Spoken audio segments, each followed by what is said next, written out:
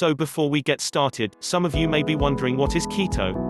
Keto is short for a ketogenic diet. It is a diet that turns your body into a fat-burning machine. This is a diet that involves high-volume intake of fats and very low intake of carbohydrates. Due to it being such an unorthodox diet, many people like to portray it as a highly dangerous diet. Like there is with any change in diet, there is some risk, but only a very small subset needs to worry about health risks when on this diet. The goal of the keto diet is to get into a state of ketosis. While in ketosis, the body burns fat at an insanely high level.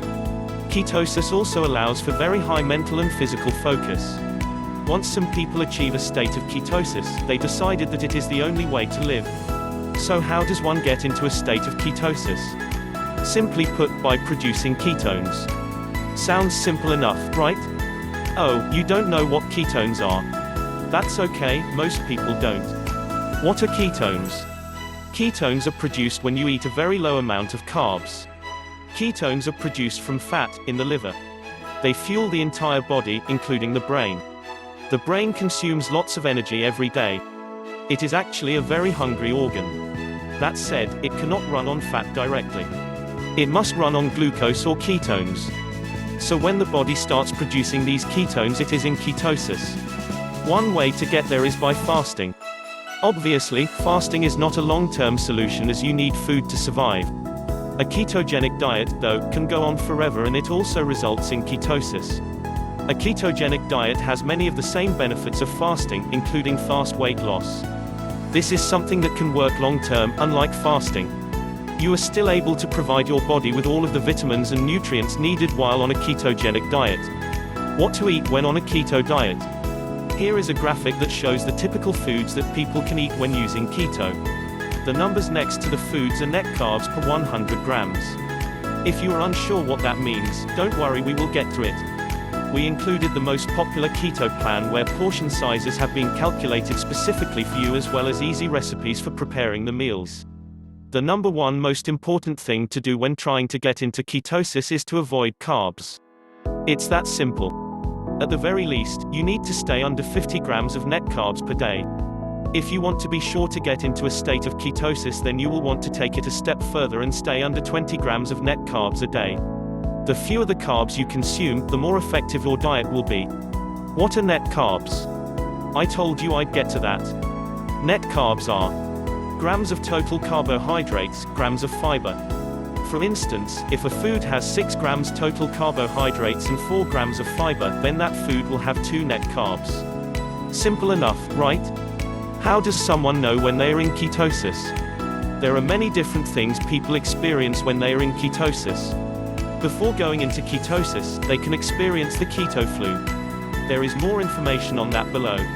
As far as the perks, people feel increased mental focus, improved concentration, increased physical endurance. How does keto improve mental focus?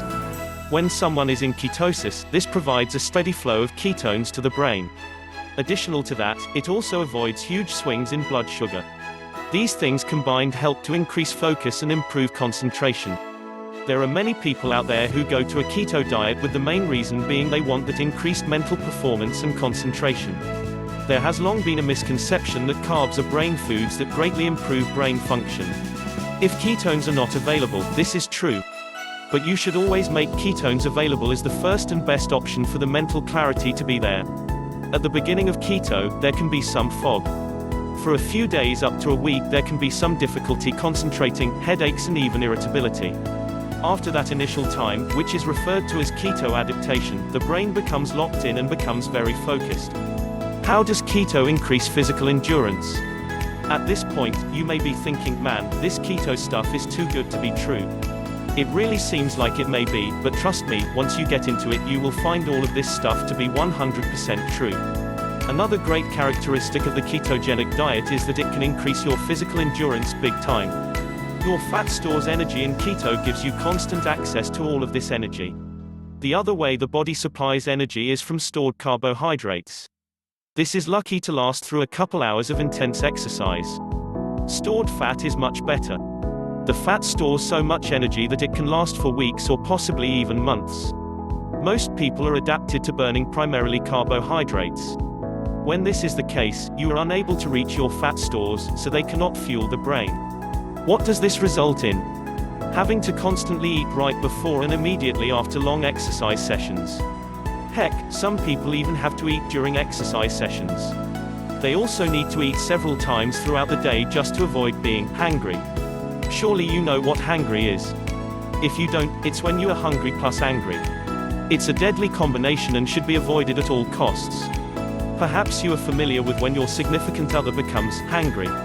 So when you are in ketosis, whether you are just looking to achieve mental focus or if you are looking to be a world-class athlete, ketosis provides you with what you need to go where you want to be. Potential side effects of keto. The good news is, for the most part, ketones are unable to get dangerously high. The one exception of this is people who have type 1 diabetes. For these people, the pancreas does not create enough insulin. If someone forgets to take their insulin injection, this person can get dangerously high ketone levels. Other situations, such as breastfeeding or type diabetes medications, can also cause high ketone levels, in rare situations. What is the result of ketones getting too high? This can be life-threatening. The person will become sick, feeling nauseous and weak. Do not panic if this happens to you, because there is an easy cure for it. Quickly eat some carbohydrates. You know, those things you used to devour before keto: sandwiches, fruit juice, a piece of fruit, etc. If you do not start feeling better immediately after doing this, call 911 immediately and get emergency treatment. While keto is very safe, there are a few things that can cause a few side effects. No worries, these side effects are easily resolved. The keto flu. This is not like the real flu, it is not nearly as bad. Keto flu happens when people are switching over from sugar burning to fat burning. Some of the symptoms of this are cramps, headaches, nausea and fatigue. When someone feels these symptoms, there are two things that can be done to resolve the issue. Drink water with salt and lemon in it, or drink a cup of bouillon daily. Slowly reduce carb intake. Instead of stopping all at once in the beginning, gradually lower the amount of carbs you eat. This prevents the symptoms that can potentially happen when one stops all at once. Now that you've learned what ketosis is, there may be other questions you have. One of them could be, what is the ketosis induction phase? This is where it all starts. It is essential that you know about the ketosis induction phase. Before one goes into ketosis, the body has a small amount of energy available as glucose in the bloodstream.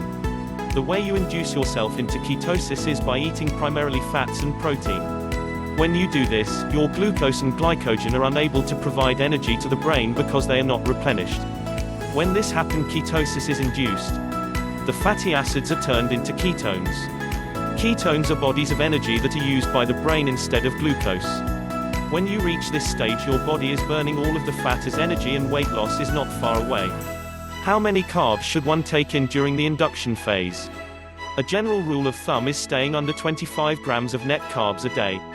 The lower, the better, but you are going to want to always be under 25 grams of net carbs a day. One way to go about this would be eating mostly steak. Sounds easy enough, doesn't it? That's really the only requirement, is consuming a very low amount of carbohydrates. Make sure you are tracking every single item you eat so you stay under the allowed amount of carbs. Don't make any assumptions. The ketosis induction phase, steak on keto. How do you know when you are in ketosis? There are some very prevalent symptoms. Stinky breath and stinky urine are two of the most common symptoms. Other feelings include constipation and lightheadedness. The lightheadedness happens when the blood sugar drops. Sometimes nausea, vomiting or hyperactivity or dehydration can happen when you move into an advanced stage of ketosis. This is often referred to as keto flu. If you are going to be in ketosis for weeks or months, it is important to have a routine checkup with a doctor. There are rare instances where keto can cause health problems, but it is very rare. Now let's have a keto Q&A. Isn't a keto diet the same as a low-carb or Atkins diet? While they both emphasize low carbs, there are some differences. Keto also moderates the amount of protein taken in, and instead it relies on fat to supply energy. One thing to note is that a low-carb diet will create ketones. With a few diet tweaks, the keto diet gets the people even further and deeper into ketosis. Another way to describe keto diets is a super low-carb diet. Will very high ketone levels make you lose weight quicker? This is a very complex question to answer. It can go either way. Eating less carbs and protein along with intermittent fasting definitely speeds up weight loss, and it also lowers insulin and raises your ketones. That said, you can add as much fat as you want and it will not raise the weight loss. MCT oil supplements also do not raise the level of ketones. These two methods actually put the fat burning process in reverse. It gives your body alternative fuel opposed to burning body fat. On top of that, these supplements are quite expensive. Eating extra fat does tend to make you feel more full and delay the next meal more. How and when should you test ketone levels? First off, you should test the same time every day. This is for consistency's sake. For instance, if you test every day right when you wake up, this promotes consistency. That said, testing in the evening results in higher values. Keep that in mind when testing. If you want to have more typically higher results, test in the evening. Now, how do you test? By peeing on a stick, of course. Peeing on ketone sticks reveals if you are in ketosis and how significantly. Here are the ketone sticks we suggest. Who should not keto? Almost all people are able to go on a ketogenic diet, but there are 3 different situations where the people may need to prepare and adapt a little more before starting. If you are on medication for diabetes, such as insulin, if you are taking medication for high blood pressure, if you are breastfeeding, what food should I eat? Luckily, we included the most popular keto plan where portion sizes have been calculated specifically for you, as well as easy recipes for preparing the meals. Sure, keto isn't for everyone, but it is an awesome diet for most. If you stick to the script, you will feel incredible. From having more energy to the increased mental clarity to the rapid weight loss, there are many reasons why keto is amazing. Get started today.